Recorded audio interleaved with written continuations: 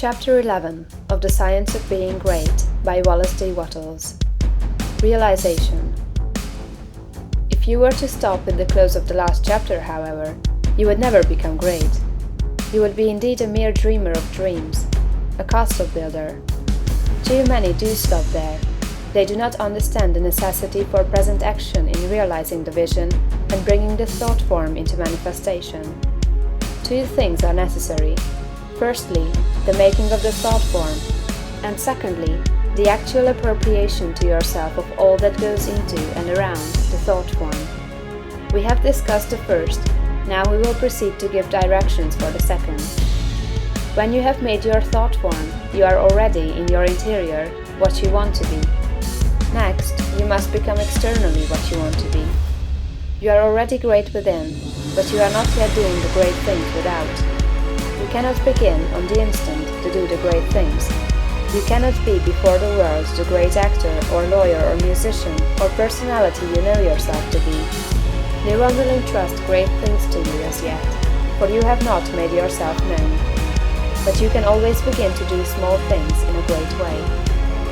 Here lies the whole secret. You can begin to be great today in your own home, in your store or office, on the street, everywhere.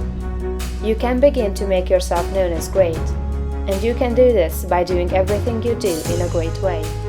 You must put the whole power of your great soul into every act, however small or commonplace, and so reveal to your family, your friends and neighbors what you really are.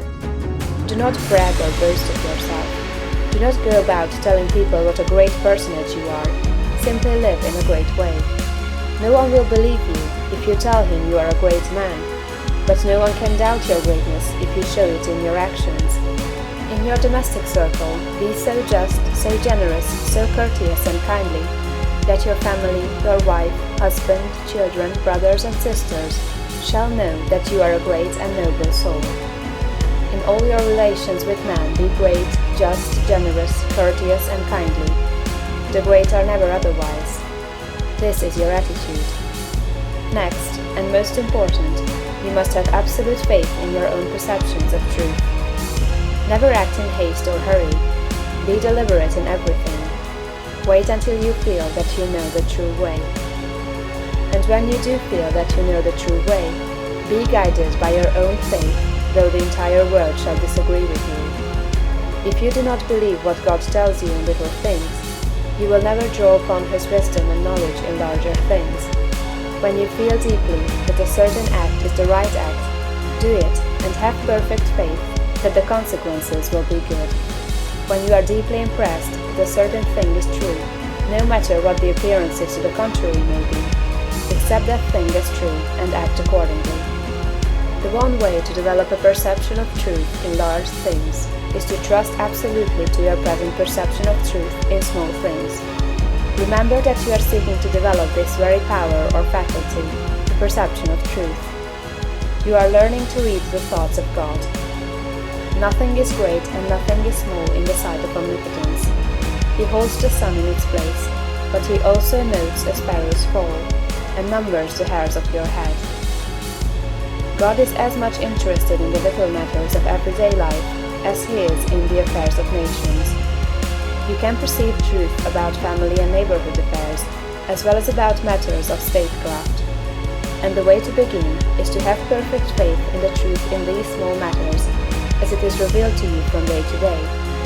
When you feel deeply impelled to take a course that seems contrary to all reason and worldly judgment, take that course. Listen to the suggestions and advice of others, but always do what you feel deeply in the within to be the true thing to do. Rely with absolute faith, at all times, on your own perception of truth. But be sure that you listen to God, that you do not act in haste, fear, or anxiety. Rely upon your perception of truth in all the facts and circumstances of life. If you feel deeply that a certain man will be in a certain place on a certain day, go there with perfect faith to meet him. He will be there, no matter how unlikely it may seem. If you feel sure that certain people are making certain combinations or doing certain things, act in the faith that they are doing those things. If you feel sure of the truth of any circumstance or happening, near or distant, past, present, or to come. Trust in your perception.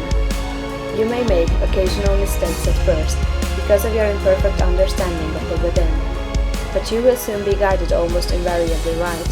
Soon your family and friends will begin to defer more and more to your judgment and to be guided by you.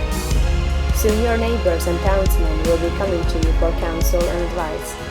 Soon you will be recognized as one who is great in small things, and you will be called upon more and more to take charge of larger things. All that is necessary is to be guided absolutely in all things by your inner light, your perception of truth. Obey your soul, have perfect faith in yourself. Never think of yourself with doubt or distrust, or as one who makes mistakes. If I judge, my judgment is just, for I seek not honor from man, but from the Father only. End of chapter 11.